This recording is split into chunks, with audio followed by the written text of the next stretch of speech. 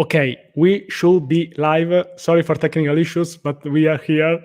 And I see that there are 4 people, so good job. You are really smart to change. Okay, so today we have Shruti Kapoor from California.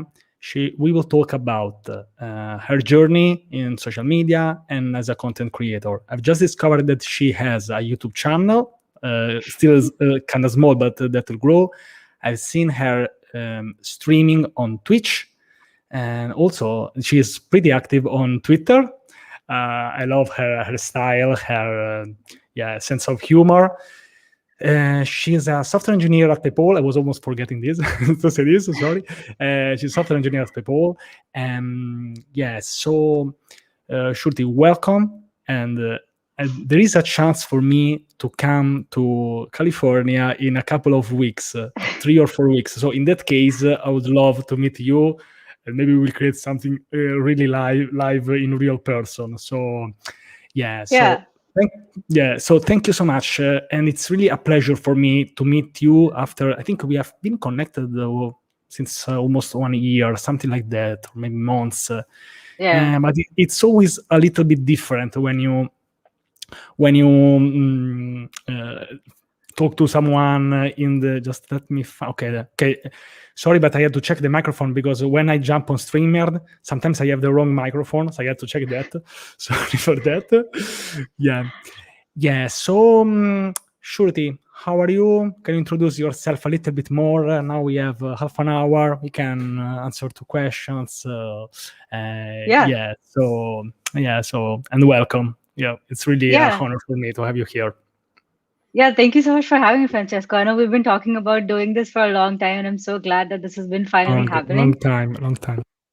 Yeah, I think the first time we met was on my Twitch stream after being connected on Twitter for a while. So it's so glad that we're here on the YouTube channel. I think I've met you in Twitter. What are those called? Spaces. Damn, I'm blanking out because I'm so out of the zone right now.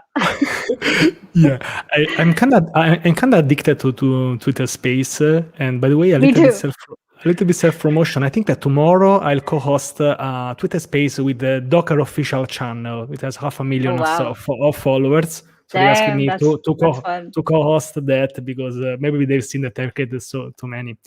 By the way, just let me say this, then we can get started. I'm thinking about to get the next one with maybe a topic that you could like, which is being a woman in tech. So if you like this topic and if you would like to jump in, I would love to have you. By the way, you are always welcome, but more than welcome on this topic, of course. I was just thinking about this today. By the way, okay. So should a little bit about yourself, please, and then some questions for you. Thank you. Yes, sure. So like you introduced, I'm working as a senior software engineer at PayPal. I've been here for the last 3 years, and it has been an amazing journey. At PayPal, I work primarily on GraphQL, so I talk a lot about GraphQL outside in the community as well. I read a lot of blog posts on GraphQL. So if you have any GraphQL questions, I want to adopt GraphQL or don't know what it is, reach out to me on Twitter and I can explain. Other than that, I also spend a lot of time helping out with React documentation, I guess making React blogs and stuff. I'm part of the React working group, and I'm also a TC39 delegate. And I was supposed to be in San Francisco Bay Area, but right now I'm in Canada, so my background looks a little different than what you might have seen on the internet. Yeah. So are you currently in Canada now? Or I'm in Canada now, yeah. I'm at my parents' place. Okay, but and when will you come back to San Francisco? I'll be back when you're there. So we can hang out for sure. Perfect. Let's plan this. That will be really a dream coming true. Yeah, for sure. Yeah, let's do it. Yeah, perfect. Okay, so so if you want, let's talk a little bit about content creation in general. How do you? How is your experience? For example, when did you get started? For me, content creation started in February 2020, so I'm kind of new, let's say, but I work kind of a lot, so maybe I'm coming up a little bit. So what about you? When did you get started with content creation, on which platform? Yeah, I was gonna say that's pretty fast growth actually. So that's awesome. Good. Congratulations to you. I started, I think, 3 years ago, just before I started working at PayPal, and my first blog post was about JavaScript promises. And the reason I wrote that blog post was because I could not understand promises at the time. It's just like all a mystery to me. So I thought like maybe like it's in school, right? Like we make notes because that helps us understand the concept. So I thought maybe if I make notes and maybe if I make a blog post, then it would help me understand. So that's why I wrote that blog post.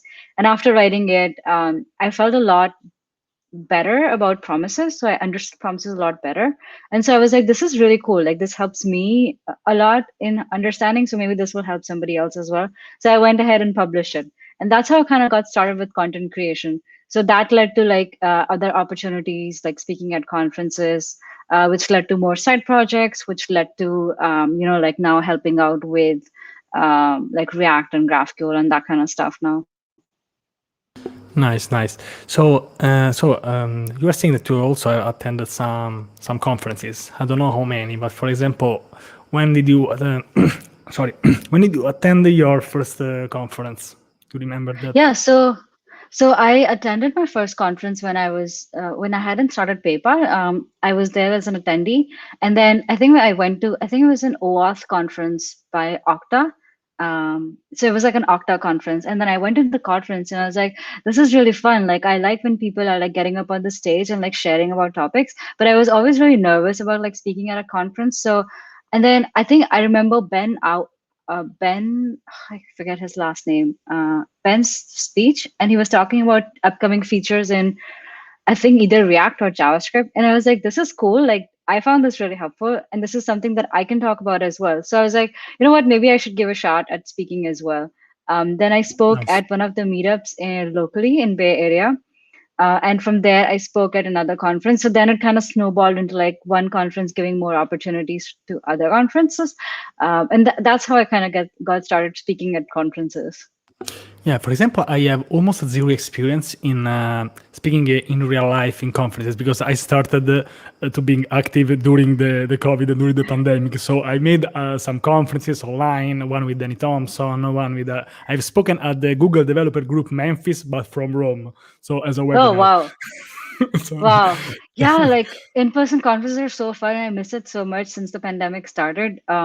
My favorite part is like going to conference like sponsor booths and collecting swags. And I love like collecting like t-shirt and sock swags. I love That's this. why I go to conferences. Yeah, I don't know if now I've started this new role as a developer advocate. So this company is set in San Francisco. So maybe I have also some opportunities to attend some conferences in real life. One of the reasons why I accepted this part-time role, and I'm super excited about that. So Oh, that's yeah, awesome. Yeah. that would be really great. Yeah, you definitely get to attend a lot more conferences and speak at a lot more conferences being a developer advocate. That's great.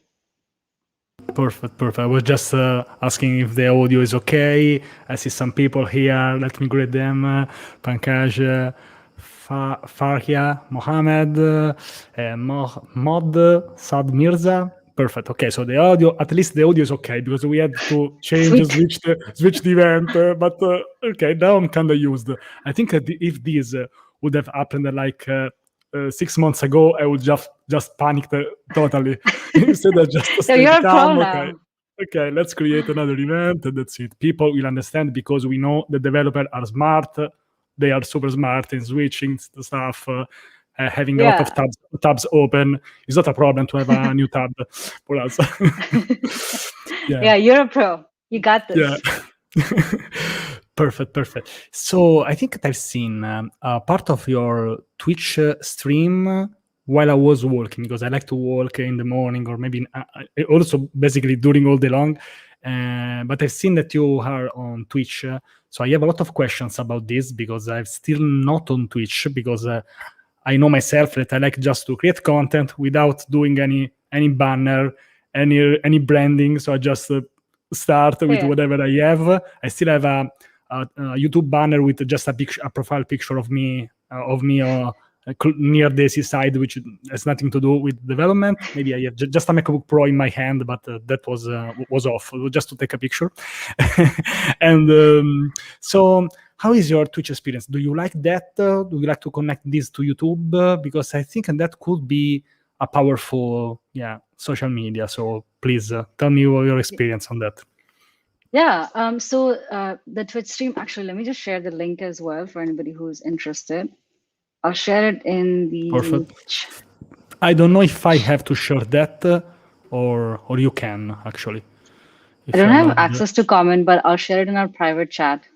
Okay, let's see. Okay. By the way, this your link is also in the description, but let's put this here. Okay. So here is the link. Please tell me if that Sweet. works. It just went away. No, but this is just to show them, but they can check them in the chat. Okay. Yeah. I can say it. Okay, yeah. So like I got started with Twitch because I think it was during pandemic this year actually. Started in February. And the reason why I created this was because I was always working on side projects and like in the evenings and stuff. But like during the pandemic, I absolutely lost all motivation to work on any side project. And I was just like sitting at home, and every week I would just not pick up my side project. Usually I'd have like a day or two where I do my side project. I'd do it for like an hour or two. Typically I would go to like a cafe and like sit down there and work with other people. It kind of like motivated me seeing other people work as well. But during the pandemic, all of that got shut down. So I was just sitting at home in my own like couch, and I would never like work on my side project. So I was like, I'm sure like there's other people as well who are feeling the same way. What if we create this community of people who like work together, motivate each other? And it can be like, we don't have to like share any code or anything. Like we don't have to talk even. We can just like, it's just like a setting of, you know, like going to a cafe, doing your own stuff. This like music is playing, you do your own stuff, coffee is being sipped, things like that. So that's why I created the stream. So it's actually a 2-hour long stream. I do it every Wednesday, 9 p.m. PST, which I don't know what time it is in your time zone. I'm really bad with math, but it should be plus 9 hours, I think, but I don't know. I'm not plus sure. 9. Okay. Yeah. So it's 9 p.m. PST. It goes on for 2 hours, and I invite everybody to bring their own side project or bring something that you want to read, something you want to study, or even your work. And I play music for 45 minutes. So it's like a Pomodoro session. So I'll play like a focus session. We'll do like a focus session for 45 minutes. I'll play music. I'll go on mute, and then everybody's working on their own side project. We'll take a 15-minute break. Then we'll come back for another 45 minutes and do like a 2-hour work session. Yeah, I like this. I think I've done something similar on YouTube when you just put some music in background and you just work. I created an article on a live stream, for example. I created a hashtag article during a live stream. So yeah. I think that could be interesting. Yeah, could be interesting because let's say something a little bit strange. That, for example, I've done this live stream to actually focus on the content, because if you are not on a live stream, for example, I talk by myself. I start, for example, I open Twitter, I open something else. So at least, so it's truly strange that you go on the live stream to stay focused. Yeah, exactly. Yeah, I know. It's like when people are watching, you're like, okay, I really have to work, because like I share my screen as well. So like people are watching my screen, so I'm like, okay, I should not go on Twitter right now. I should basically be working right now. It's like keeping myself accountable. Yeah. I know that feeling. Yeah, I understand you pretty well. So, are you doing this today or not? Or are you skipping? That's a good question. Because so I'm at my parents' house. Yeah, exactly. I'm at my parents' house. I don't have my setup and everything, so I have to evaluate tonight. But I'm thinking maybe I'll do like an hour, 9 to 10 p.m. And somebody's calling me. Maybe I'll do it like 9 to 10 p.m. tonight for 1 hour. Okay, yeah.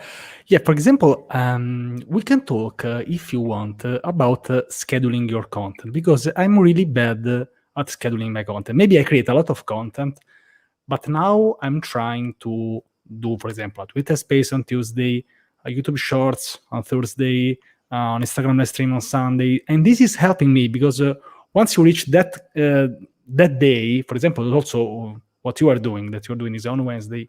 Even if you just do this super short one, half an hour one, at least you create like a series. So maybe it's better to skip 1 week, but try to do always at the same day, the same time.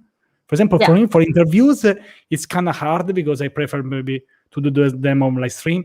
Usually, the Wednesday should be the day of the interview, but sometimes I change the hour. Okay, but yeah. For example, now I started doing a little bit strange some live streams on Monday about this new developer advocate position, for example. Uh-huh. Yeah. So okay. So what about also the YouTube channel? Because you share this. Let me share this because you. Okay, this should be this one. You should have about 300. Yeah, I have about Yeah. 299. I need one more. One more. Oh, let me. No, I'm already subscribed. Sorry, I can't be the 300 one. Sorry for that. Damn. Oh, you have 300 now. Oh, I do? Yeah. So Yeah. someone. Thank you, whoever did it. Hmm. Ah, sweet. Perfect. Ah, our OCD, yeah, is happy. Yeah, I'm like 299. Oh, just one more. Thank you, Okay, whoever did it. Yeah. So what's the plan? Yeah, we have here. Thank you so much. Yeah. Like the 300 from Sparta. I don't know if you have watched Yeah, that film. yeah. That's great. That's Yeah. great. Okay, perfect. Okay. So, for example, which are your plans for your YouTube channel? So for my YouTube channel, my plans are to put like a lot more GraphQL and React related content. And I kind of want to start with like this video that I'm working on, which is what is GraphQL. I already wrote a blog post. I'm thinking maybe I'll convert that into like a video, maybe like a 3 to 4 minute video of introduction of what is GraphQL. And it would be geared towards people who have worked with GraphQL before and they kind of understand it, but there's kind of like some confusions, which was the case for me as well. But also for people who are absolutely new to GraphQL and they may have only heard of GraphQL versus REST versus gRPC. So I'm thinking of making this video. It's already in the works. It's going to be out soon after I go back home. Perfect. So on YouTube, you, of course, since you have your Twitch account, you think that you will do the live streams on your Twitch and some more polished tutorial videos on YouTube. So that's the idea. For example, for me, since I just have YouTube, I just create my live streams on YouTube because for me it's easier. But maybe in an ideal situation, I would prefer to do exactly like that. So live streams, even interviews, maybe. So for now, for me, it's okay. I don't want to start another social media because I'm already kind of active on a lot of social media. But yeah, I think one more thing. Thank you. I think one more thing you could do is you can also stream on Twitch and you can stream on YouTube at the same time with the help of StreamYard, which we're using right now. Okay. And then you can also put whatever content you're putting on YouTube as is. So this way you have your same content going out to 2 platforms, Twitch and YouTube. I just have one question. I don't know if you can know this, but if you have the I don't know how to call this, the partnership, so you activate the monetization on Twitch, you can stream at the same time on other social media. Is that true? Yeah, you can stream on other social media. There is a little bit of like copyright things that you may have to look up for Twitch, which probably just take a look at like their copyright issues. I think you should be fine streaming on YouTube, but just take a look at it before you go for it. But like StreamYard will let you do that. Oh, but I don't want to get banned. That's the idea. I think technically it's possible.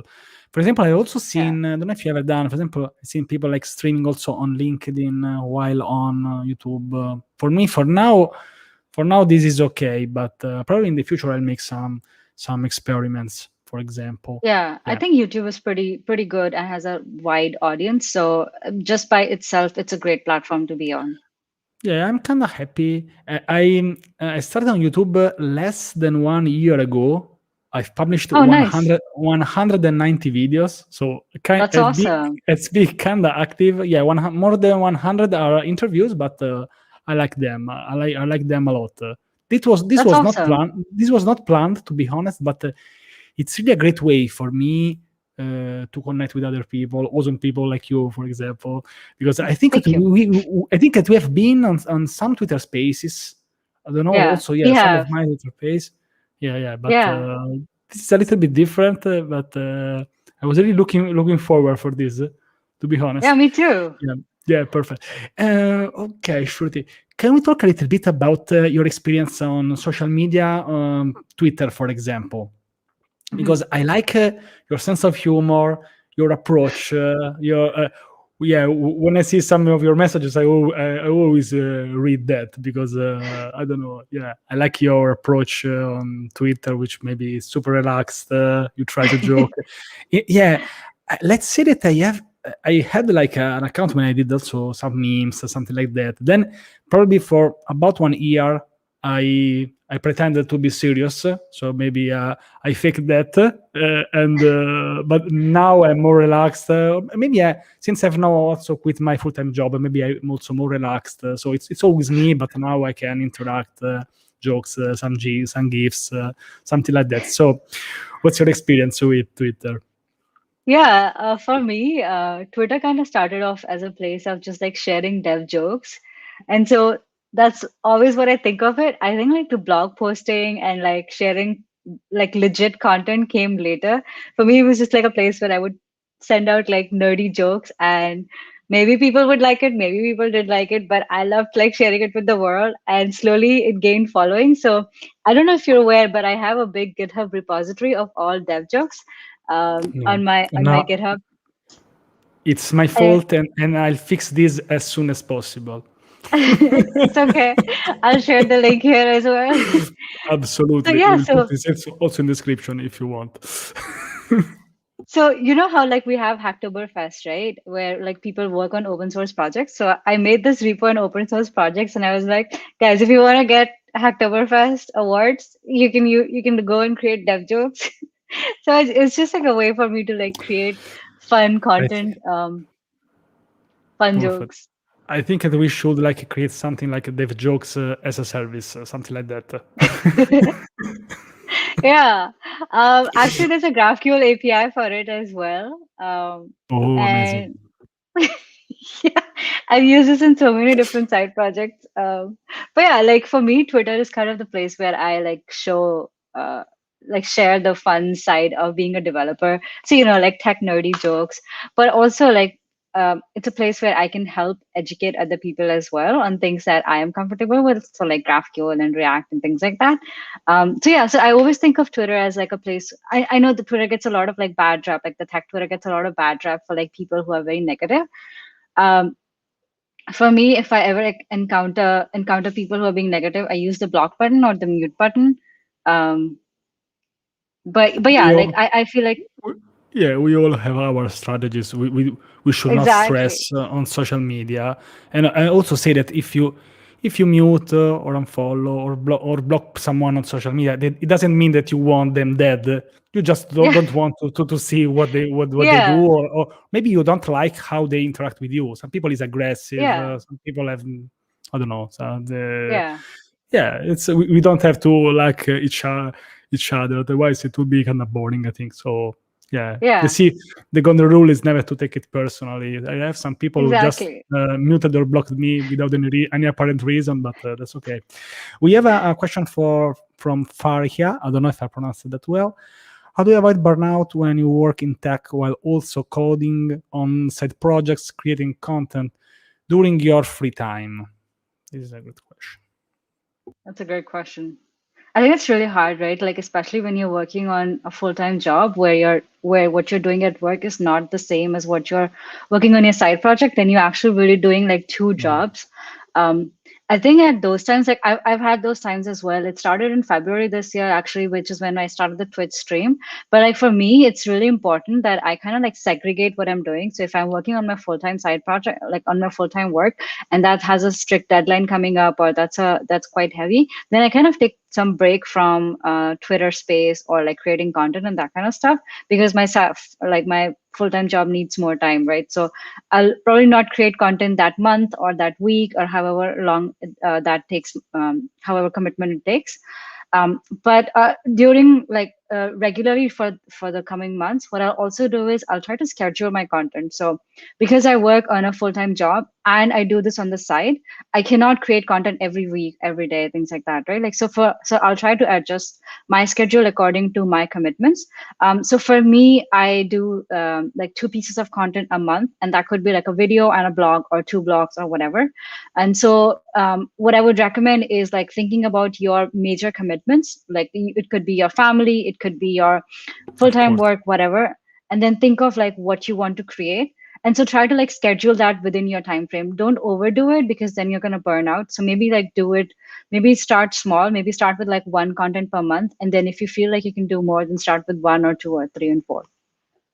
Yeah, thank you so much. I always say that to create content, you need to stay in the right mindset. You need to relax. You can't be stressed to create something, Yeah. because, as the word implies, is content creation. To create something, you can't draw or create something really artistic if you are stressed or if you are depressed or something else. So for me, the most important thing is to stay relaxed, even if you create some small article. And sometimes often I talk about this because probably if you go on social media, everyone is successful, everyone is posting 10 articles per week, because you see probably they haven't posted the last month, but you haven't seen that, so you only see what people actually post. So you can have this sensation of blah, blah, blah, you are not doing something. But I think that's it's important probably to have to watch others if they create good content, to get some ideas, to get inspired, of course, not copy. But for me it's totally okay. For example, when I did this 100 videos in 100 days challenge, I remember that. 100 interviews. After that, I stopped like for 10 days to create videos, and that was totally fine, because I wanted to keep going, but I just take a break, because I really want to take maybe the long run.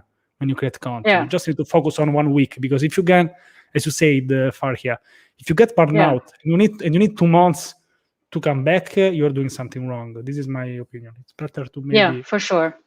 Take the rest. And also, as you said, also we should not say this, but family also is important.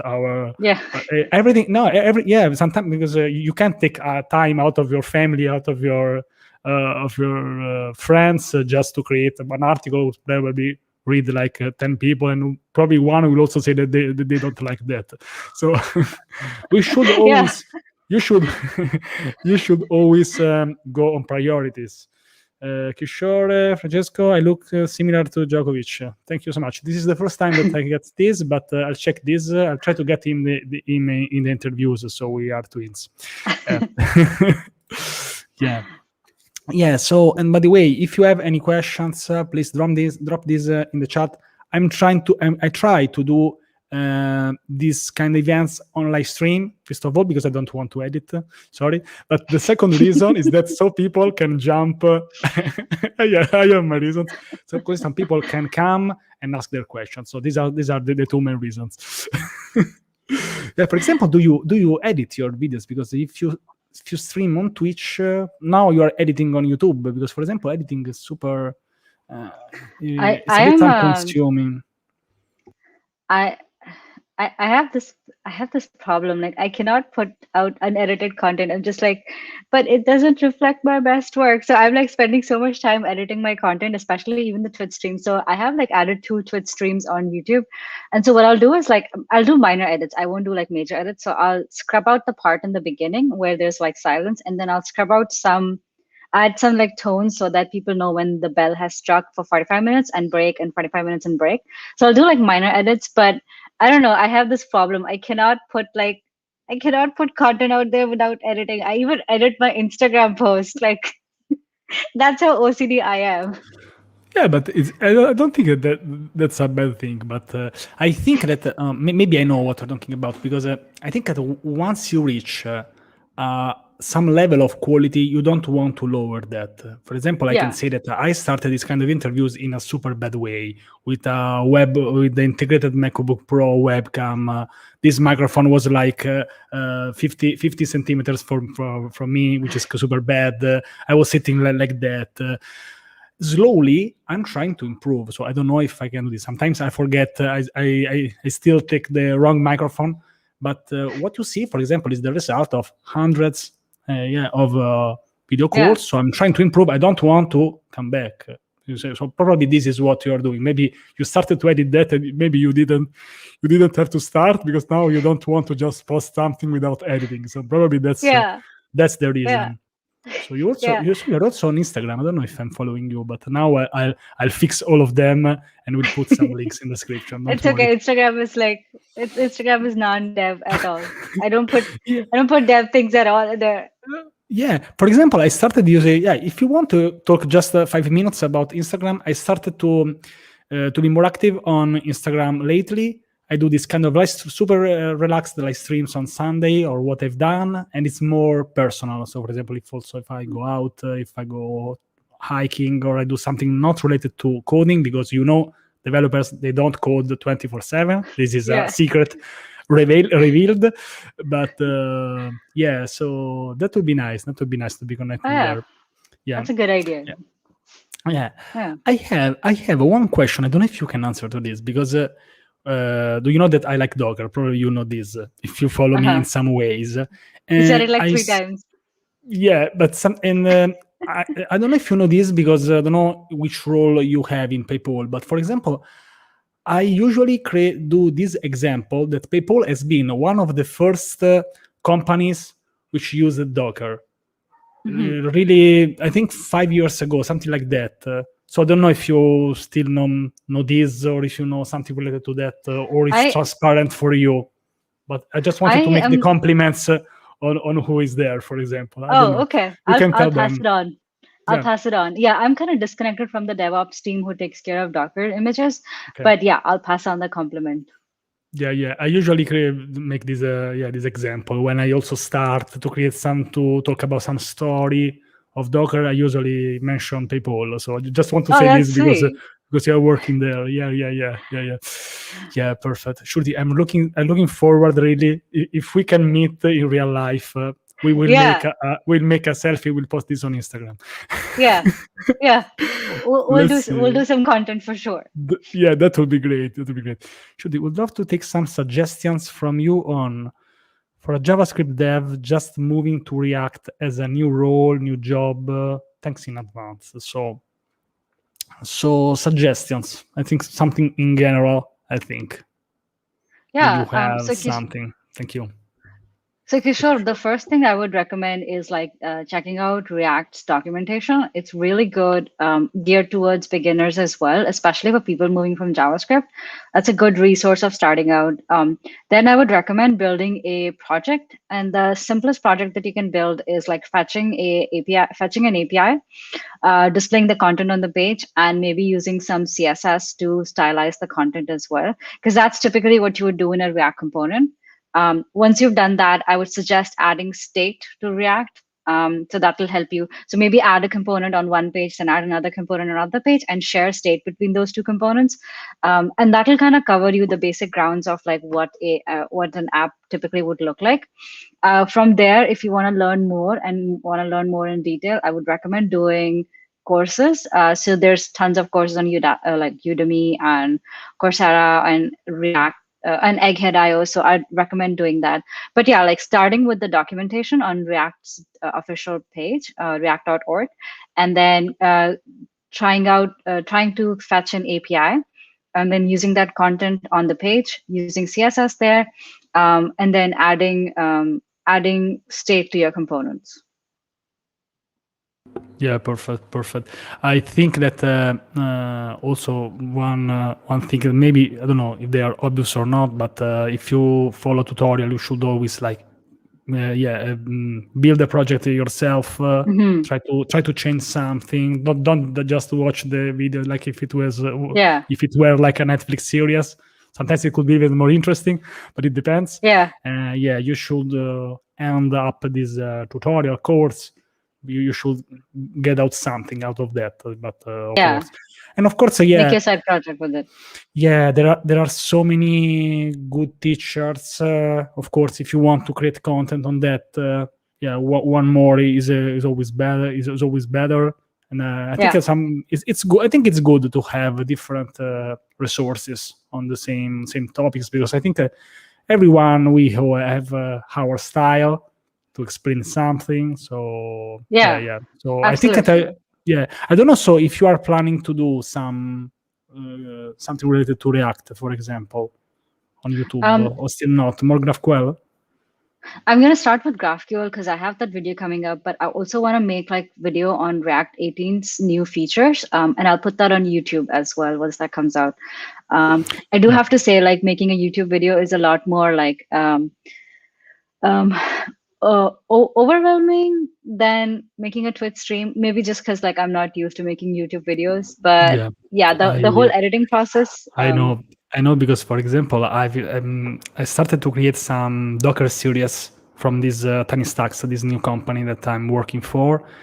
I've made so many live streams on Docker, people jumping on, me explaining, laughing, and that's it. But to create a 14 minutes, I worked for a week to create a video. So I had to work a lot. It takes so long.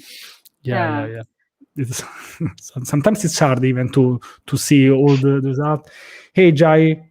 Hello, Francesco. Hey there, Jay. I don't know. Jay, probably it's Jay. Yeah, okay, perfect. So we'll talk about so many social. I don't know if you use LinkedIn or not. Probably for something I else. do, but I don't use it as often. But mostly just to like share a blog post or something. Not as often though. Okay, so questions are starting to show up. For example, something that I've seen in this kind of live streams, let me say this. Some people, sometimes they are a little bit shy. They stop. After like 30 minutes, they start dropping questions. So Yeah, go for it. now they start to come, and I'm super happy about this. Do that earlier, please. I learned the basics of JavaScript, but when it's time to apply what I learned, I stuck and feel I don't know how to do something on my own. I still can feel this. Really can feel this. What can you say about this? Yeah, Atul, that's a common feeling. So don't feel like you're alone. It happens quite a lot, right? Like because you've learned like arrays and stuff, but then you see a question or you see like a problem at work and you're like not sure which data structure to use. That's totally fine. Like that happens all the time. That happens to all engineers. I would just suggest like keeping the resource with you at times, and maybe just like using Stack Overflow to understand like which data structure you need to use or like which concept you need to use. But as you gain more experience, you'll start getting more familiar with which concept to use when you encounter a problem, and you'll start recognizing patterns more often. But it's okay. Like this is just part of the learning. Like in the beginning, you will feel like you don't know like which concept to use, but it's totally okay. Yeah, and I think that is also one of the reasons why, for example, you can also check different courses from different teachers, because maybe one teacher, they want to focus on something, someone is better at doing something else. And of course, one teacher has to focus on something, focus on some project. Usually they do this. They start from scratch. But of course, you are seeing like a painting. You are seeing just one. So you need to understand what you can really get from that and what it's really just an example. For example, some numbers, some colors, they are not related to that project, but they just had to choose something, for example. And of course, for example, for me, I really felt really overwhelmed at the beginning when I started to code. And I wasn't even social, that's social. So I was like really alone, learning in private. I know that now I know that this is wrong. But this is a common sensation, a common feeling, I think. So I think that you are on the right path. Yeah, it's like if you are looking at, I don't know, like a math exercise. You need to understand what is really important to apply on other exercise, other projects. And this is not easy. I'm saying this, but this is not easy, of course. Yeah, sure, great. Thank you both. So look into the docs, take a course on Udemy. Have a great day. You too. You sure? Pankaj, one fan of my live streams. I would also how to use debugger and see program flow to see how things are working, flowing in a program. Yeah. I think this could be this is a great advice. Of course, it depends on the level where you are, because I think if you're just getting started, probably maybe you want to skip a little bit some JavaScript. You just want to get started with React. I made a tweet out today about like how much fundamentals are important. But probably after a while you want to get started. And it depends. It depends on your experience. Of course, if you have never seen a debugger, it's intimidating at the beginning. I totally understand this, but if a lot of people are saying this, probably there's a reason. Yeah. Shruti, I think that some months ago I did I said which are your plans for 2021? Since we are almost in August now, I need to switch these questions about your goal and maybe what do you want to do with the rest. I don't know if you follow there is one Twitter account like the percentage of the year, which is kind of stressful sometimes to watch. It's so stressful that I think we are about at 60%. It's like, oh, I've done nothing this year. So, for example, what have you accomplished? What would you like to do? I don't want to stress you too much, of course. You can even I saw that in March. I saw that account in March, and it was already like whatever percentage that was, and it was like, oh my god, shut this down. I don't want to see this, because I was already in the feeling that it's only January. I think that I'll block that account. It's too stressful. So for me, I track all of my goals in my bullet journal. 2021, I look forward to. So this is where I'll put all my goals. Let's see, what goals do I have this year? Okay. Please please don't cry during a live stream. I can promise that. I put all my goals in here. I'm not gonna share this space, but I put all my goals in here. I guess I've been doing well. My goal was to put myself out there in terms of putting content. So I started the Twitch stream, which was really overwhelming in the beginning, but I think now I've kind of gotten the hang of it. And it's nice to see people come in and work along with me as well. My goal was also to create 24 blogs this year. So far I've created 6, but it's okay. You can do that. I suggest you to make a very small ones, like a 5 rows article. So okay, I've done that. Okay. Right? Yeah. So I was like, so it's actually when I made the goal, I wanted to make it achievable. And so 24 means 2 blogs per month, which at the time I thought was achievable. Over the last months, I have been doing well, I guess, but I've been focusing a lot more on quality than quantity. So even if I get 1 blog post out a month, but it's a really solid piece, I'm happy. It's okay. Doesn't matter.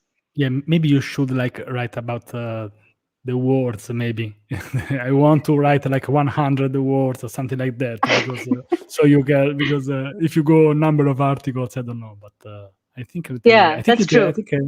I don't know that if the goal doesn't work, you can always change the metric. So that fits. Exactly. Perfect.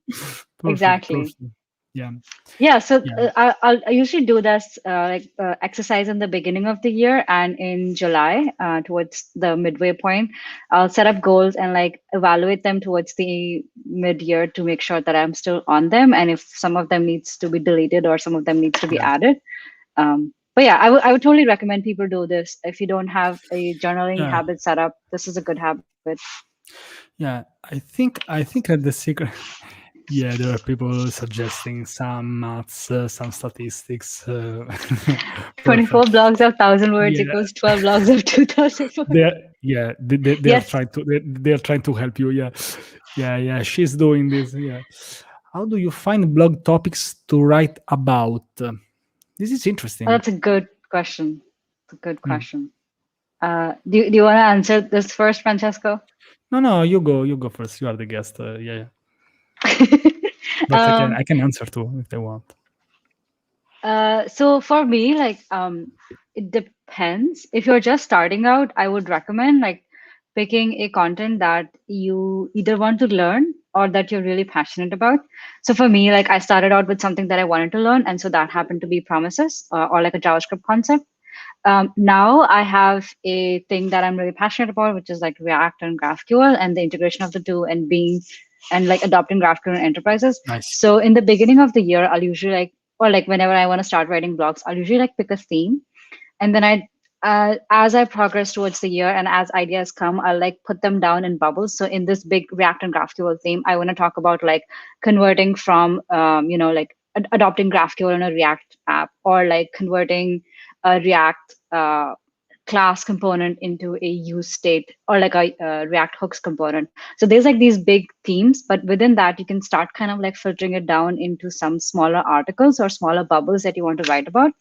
And then from there you can kind of start filtering it down into like how small do you want it to be, or like how nimble do you want it to be. And so that's how you can kind of start theming your blogs. But if you're just starting out, I would recommend like doing something that you writing about something that you're passionate about, something that you want to learn, or a problem that you've solved, maybe either at work or maybe at home. But make sure that you're not sharing any copyright information. Yeah, of course.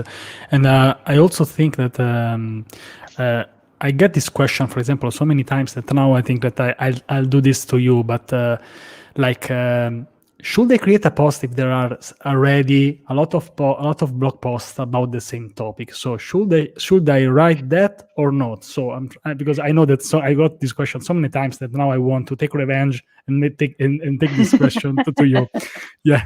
Yeah, that's a good question. And I think everybody who's starting out usually has this question. So the answer is yes, you should still write that blog post, because you as an author have your own unique perspective of explaining things. And sometimes people may find and relate to your perspective a lot more than they can relate to other people, even though they've read like 10 blogs. So definitely go and write it. Even if you can help like one person, that's still success.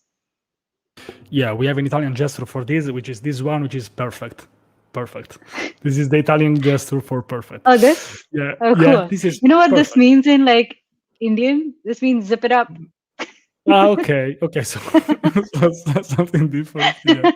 But yeah, But I like this. but have you always lived in USA and Canada, or you also lived in India, for Yeah, I example? was born When in you was India young? and I moved to Oh, Canada when I was in my teens, and then I moved to the US 4 years ago. nice. Now maybe Nice. I'll move to Europe. Oh, nice. Italy would be great. I don't know. I don't know, Oh but yeah? but to travel or or also to work. In the US or in Europe? No, I mean you are saying that maybe you would like to move to Europe, but just to visit, or for other Maybe reasons. like live there for a year or two, maybe 2 to 3 years, maybe in Germany. That would be so nice. Oh, nice. I like this idea. That I want to move. I like this super open-minded, yeah, mindset. Yeah. Great. What I do is write about problems I face while learning and things I did which helped me a lot. For example, Uh, I have one question. Did it happen to you that you have come to your old blog articles and read them because you didn't remember something? yeah. To Yeah. me, it I go happens back so to many my times. Yeah, I go back to like the promises article all the time because I'm like, wait, how did that work again? Yeah, Yeah, and every time I say, "Oh, this article is so great," who wrote this? That's me. Of course. exactly. And that's such a great feeling, isn't it? Like you're helping Yeah, yourself, because your yeah, future because self. because I hope that you can understand what you wrote to your future self. I hope that at least. But we're joking, but I think it's important to write something. Like if you are instead of just taking some notes in some private document, you can create an article about that. So at least you have the links. Say, okay, I have this. Yeah. Yeah. One time. How do you limit the scope of a blog post? I often find myself having 3, 5 articles as a series. I don't know. Hmm. Yeah, I don't even know that it's a serious should hand or not, but yeah, I don't know. Probably maybe about a bigger topic. I don't know, like promises or something like that, or asynchronous programming. Yeah. Yeah. So I think that's a good one, right? Like especially if you're writing like a big umbrella topic, then the blog post can become pretty long, and then you want to kind of break it down. So usually for me, like I'll start with maybe like the outline of the article first, and that kind of helps me like keep the scope of it limited. But then at some point, if I feel like it's more than like 4 to 5 minutes of reading, and I think dev.to or maybe Medium gives you like how many minutes it is. If it's more than 4 to 5, I'll try to break it down into part one and part two. And I did that for some of the articles I've written before. I think it was like a article on progressive web app. But then also like your audience at that point changes, right? So like your first article of that series may be for beginner developers, so like Yeah. what is a PWA and like things like that. And then the second part could be like, okay, so you want to build a PWA, how can you build that, right? So at that point you can kind of think of the audience as well, and maybe like draw a line there and convert it into another article as well. Yeah, perfect, perfect. Yeah, and I think I don't know, like there is a limit, like 15 minutes, 20 minutes. But I think it's also a little secret, maybe to create more blog posts. I don't know. That Yeah, could work. It's also for you, so you can. Yeah, you can. You get them. Come to Berlin, okay. And yeah, Francesco writing blogs to help the old Francesco by writing blogs. Perfect. Okay, okay. So Shruti, thank you so much for coming here. If you have any questions, we'll stay other 5 minutes. Then I have to go. Sorry, I will stay really hours with you. I think that I'll jump on some of your future Twitch streams because I want to learn more about Twitch in general. But it seems that you are kind of happy with what you are doing there. You need yeah, to set up something maybe. I don't know if that's more complicated or less than YouTube. It's different. I think you can yeah, maybe you have more control maybe about what you do, what happens when someone follows you, something like yeah. that. Hmm. I think like as a content creator who's looking to earn revenue, I would recommend them go to Twitch because I guess you get a lot more revenue one-on-one as opposed to I being on think yes. YouTube if you're a small creator. So if you're looking to like start making money as a content creator, I'd probably recommend Twitch. But at the same time, I think YouTube and Twitch have their own advantages. So I would just recommend like using Twitch for something that you do like a live stream or something, but then also like using that content to put it on YouTube. Because on Twitch, there is no explorability, but on YouTube, your content can stay and get searched and pop up in Google search results, which doesn't happen in Twitch. Twitch is all like about live streaming. Yeah, but I think they are kind of different also how people use them, for example. Yeah, yeah, So yeah, I think yeah. there are. Yeah, but yeah, it's good to have different platforms. I got a lot Mhm. of people on my interview series. Maybe they started on Twitch, then they moved to the YouTube, or maybe the opposite. Sometimes something works better on a platform, Mhm. yeah, Yeah, on another. But yeah, of course, but it depends on what you want to do. So, if you have some last questions, by the way, Shruti, would you like to give a final message to someone who maybe is watching? Maybe they would like to start creating content because my audience, so the target, for example, of these interviews are like the new developers, or let's say like young developers or fresh developers, even though not yeah. not super young. But so, what can we say to people that would like to create content, even if they are not that expert? Please, thank you. Yeah, that's a great question. I think like even if you're not an expert, you still have your own unique way of explaining things. And I can guarantee you that there's a lot of people out there who will benefit from your way of explanation.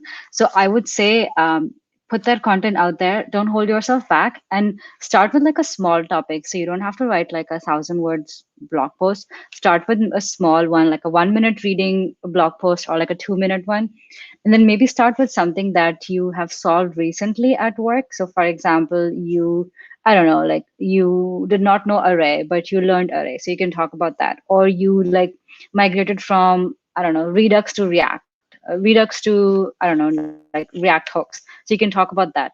So talk about something that you want to learn, or something that you don't understand, or something that you recently solved. So those are three like big buckets you can kind of pick topics from, and just start with something small. You don't have to worry about, like writing a big blog post. um, I'll also answer Jasmine's question, which is which platform you would recommend to post on. I would recommend posting Hey, on Jasmine. dev.to, um, just, be- just because it's Go. open, and there's a lot of audience there. Um, Medium is also a good one, and Hashnote is also a good one. So yeah, those three platforms are great. Yeah, I think that you can use whatever you want to get started. Maybe Yeah. it's better to don't start by creating your own Hmm. blog on your Yeah. own portfolio. We know that we all are developers. We want to rebuild also Twitter and Facebook and Twitch and YouTube. We have this mindset. We can't change that. But maybe to Yeah. create the very first one, maybe it's better. I loved what you said, to start with something super small. I think it's not about it's not even about how good your article is. It's more about like switching your mindset to content creator. There's Hmm. nothing wrong with just being a consumer. I've been that for years. But if you Yeah. want to Same. switch your mindset, everything you read, you can create a blog post or video about that. And I really Mhm. loved this. Yeah, that you just take something, you analyze that, you change that, and then you create something else. This is basically what a content creator does. So even it doesn't matter Yeah. the length of the article. Maybe should not like stress too much. Like nobody's gonna read that, because probably for real nobody's gonna read that because it's the first one. Of course, you need to get noticed. Yeah, if you Hmm. don't have a Yeah. huge audience, and let me say that this doesn't mean that your article is not good. If you have Yeah. like zero followers and you create a super good article, probably nobody or almost nobody is gonna watch that. You need to be lucky that a big account maybe see that and share that, but it takes a while. I think it's a Yeah. mix. Yeah, it's a Yeah, mix. I think, to add to that point, I think it's really important, right? Like when people put their first blog post out and it doesn't get noticed, people get discouraged. But actually, the thing is, like, your blog post didn't get noticed because maybe you don't have a big following already, and so it's a lot harder to like bring audience to your blog post. That's why it's so important to like put it on blog posts on like platforms that already have a big audience there. So like dev.to, use hashtags in there, Absolutely. share it on Twitter, share it on Reddit. So share it on like public platforms as well, where people can come and read your blog post. But just because your blog post didn't do well in terms of like audience, don't worry about it. Doesn't mean that your blog post doesn't have the quality. Yeah, yeah, absolutely. Maybe it needs to take a while. Just let me share this, and Hmm. then if you want to, for example, when I started to post some content about Docker, first of all, before that I was just posting like just JavaScript tips, CSS tips. I just got a couple of likes, even if I had like thousands of followers, because probably some of my audience, they didn't want to learn that. So you need to give your audience the time to learn that. For Hmm. example, if you post Yeah. like something about CSS, you need to give yourself the time. So people will start following you because they want to learn that.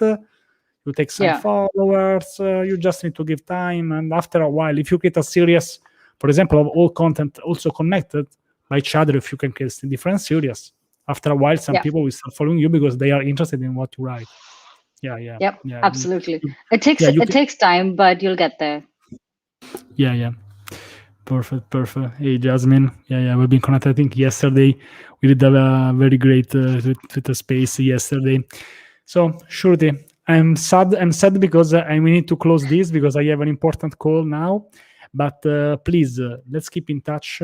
If I come to San Yeah. Francisco, I'll send you a message because I want to Yes. meet some people. I think already a couple of people, but that would be really a dream. Because, for example, when I started to my activity on social media, I've never met one person in real life yet.